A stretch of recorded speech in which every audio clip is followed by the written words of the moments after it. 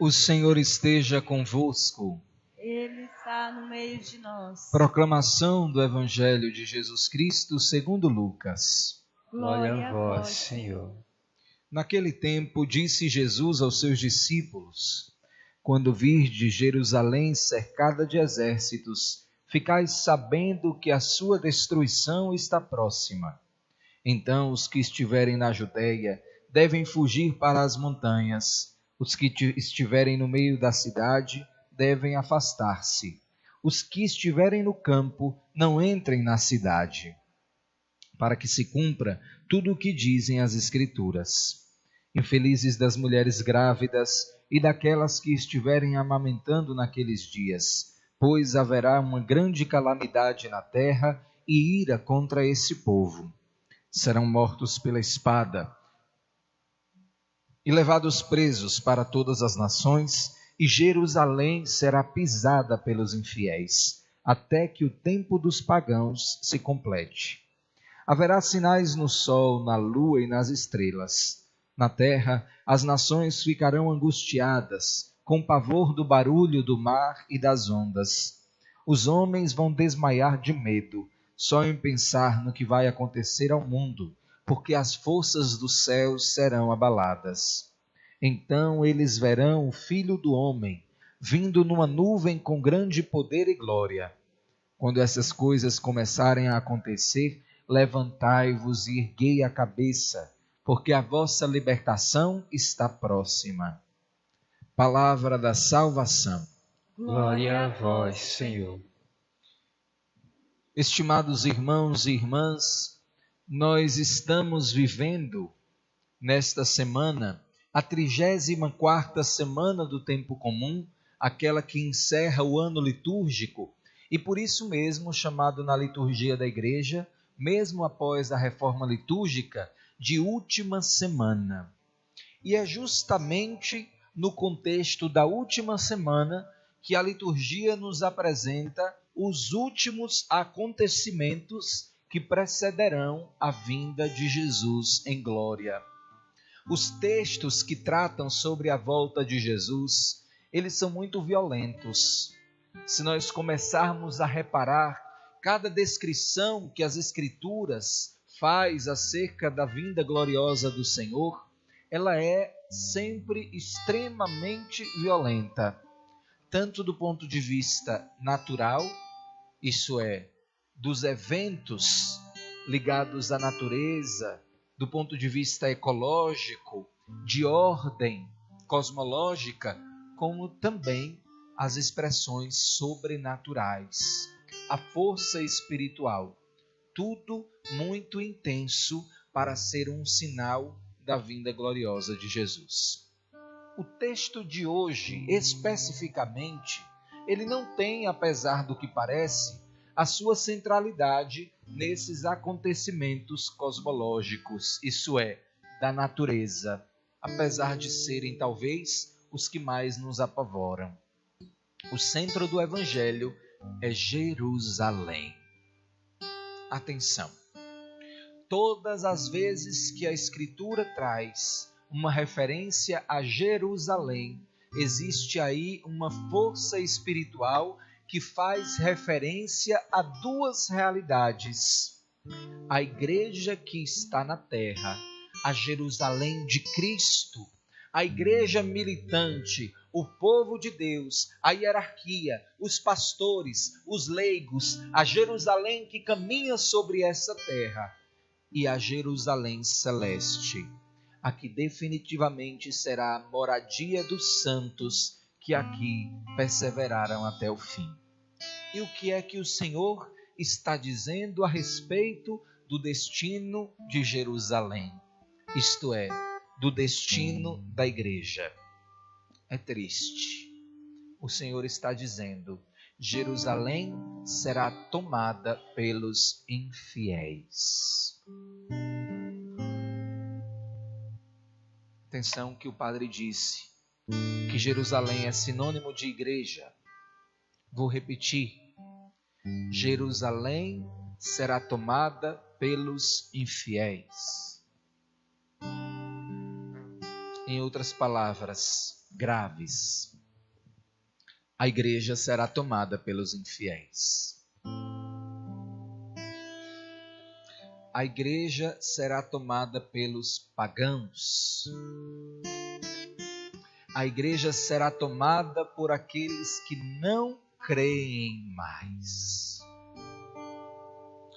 Meus irmãos, ainda essa semana, eu conversava com a minha secretária top de linha, Marise, e nós estávamos falando sobre uma situação em específico. Havia uma pessoa de uma idade relativamente avançada que queria receber o sacramento do batismo, ou melhor, a mãe dessa pessoa queria oferecer o sacramento do batismo. Por quê? Ela não fez isso quando a criatura era criança. A criatura cresceu, não quer nada com a voz do Brasil, mas a impressão que eu tenho, há na consciência aquele grito que diz: eu deveria ter batizado esse menino enquanto exercia domínio sobre ele. Até aí nada de mal. Mas eu dizia para Marise o seguinte: olha, Marise, canonicamente não existe nenhum impedimento para essa criatura ser batizada. Mas ele quer se batizar? Ele quer ser cristão? Ele quer assumir o compromisso com a igreja? Ele quer tornar-se membro do povo de Deus para obedecer o que manda a Santa Igreja em tudo aquilo que Jesus Cristo propôs? Ele quer frequentar a missa todos os domingos para não estar em estado mortal de pecado? Ele quer comungar tantas quantas vezes puder para santificar o próprio coração, obedecer às normas que foram postas por Jesus na Escritura, no magistério? Não quer. Não quer. E eu, padre, vou batizar um pagão que continuará um pagão batizado. A igreja está tomada de pagãos batizados. A igreja está tomada de gente que não quer saber de Cristo, mas quer uma fotografia bonita na pia batismal para se sentir um pouco melhor.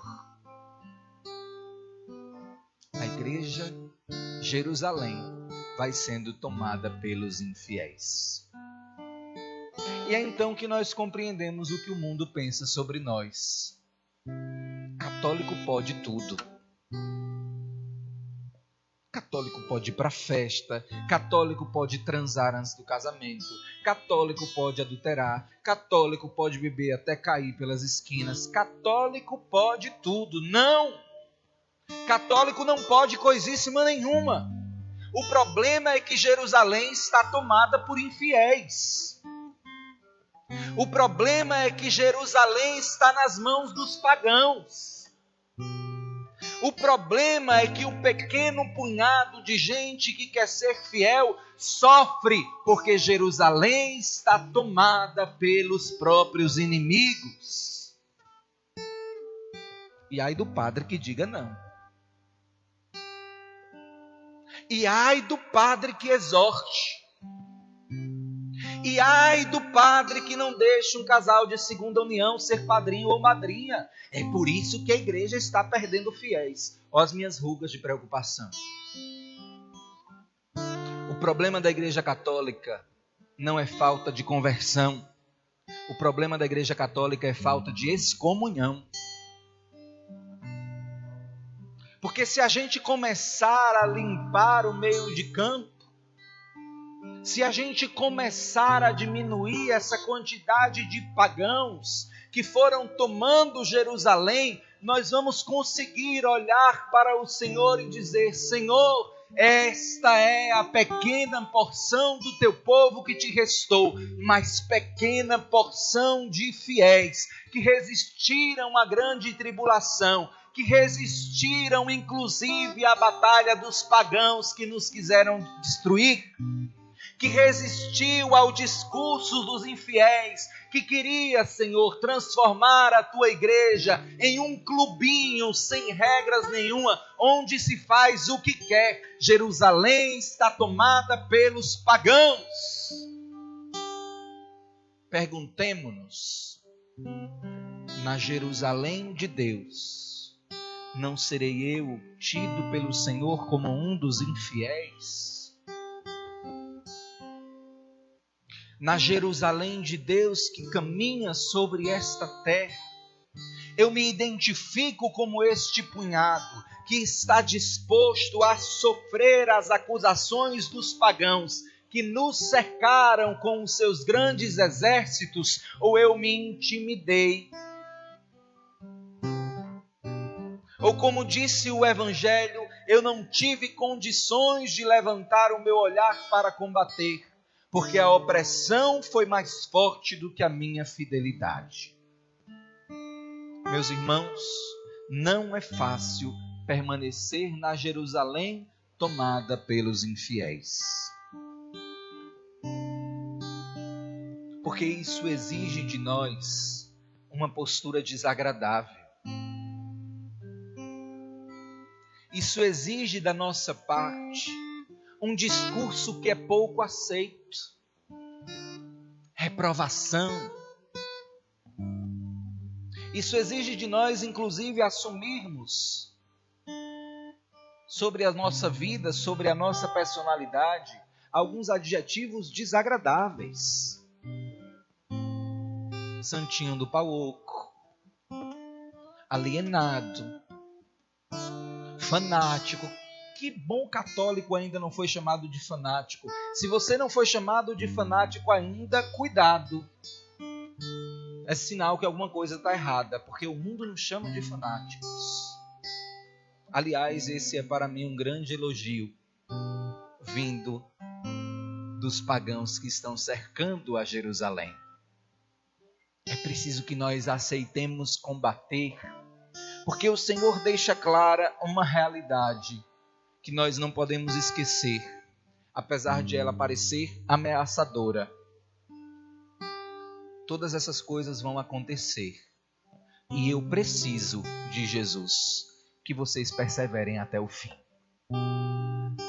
E eu preciso que vocês permaneçam vigiando comigo, porque a nossa tendência, olha para Pedro, o que fez?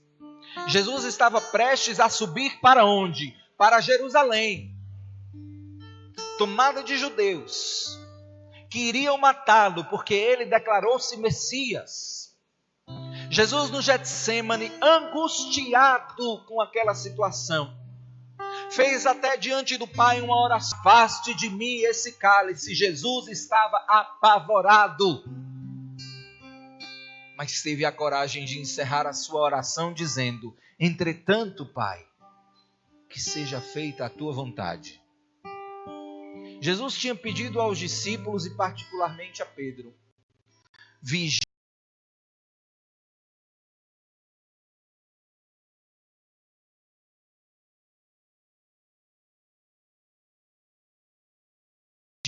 um instante comigo. Quando Jesus termina de fazer esta oração, olha para trás, está Pedro encostado numa árvore.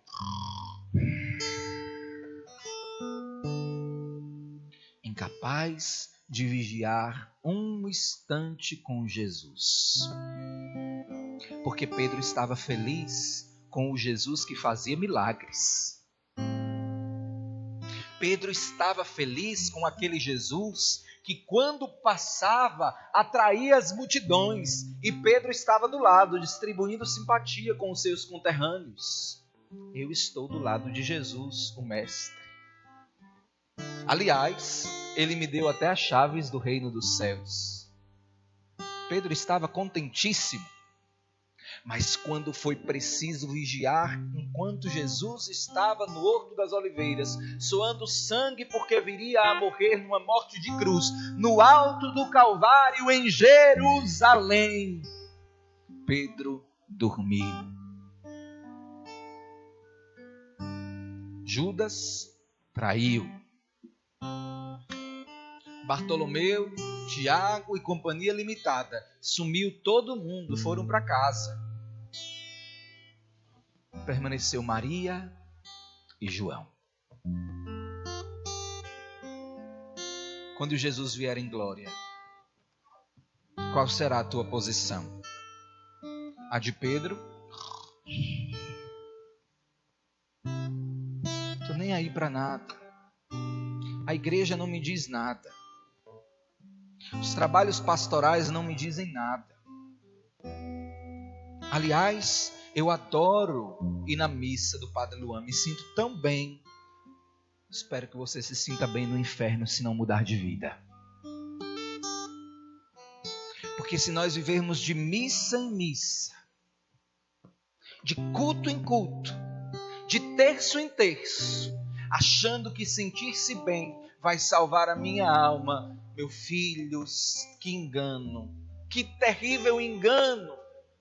Que Deus tire dos teus olhos as escamas e te faça perceber que para entrar na Jerusalém Celeste é preciso ir para Jerusalém, subir com Jesus no Calvário. E não é fácil, não é brincadeira, não é para gente fraca, mas atenção, existe uma promessa que nos consola: a vossa libertação está próxima. E eu queria que você aplaudisse essa palavra de Jesus. A vossa libertação está próxima. Não vai ser para sempre, não.